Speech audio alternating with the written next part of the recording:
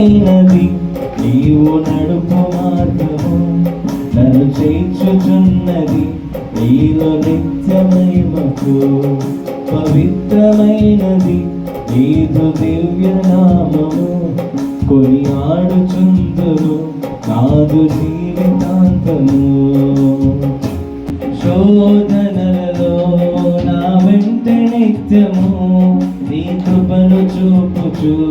నిలుచున్నవాడవు నీ వాక్కు ద్వారానే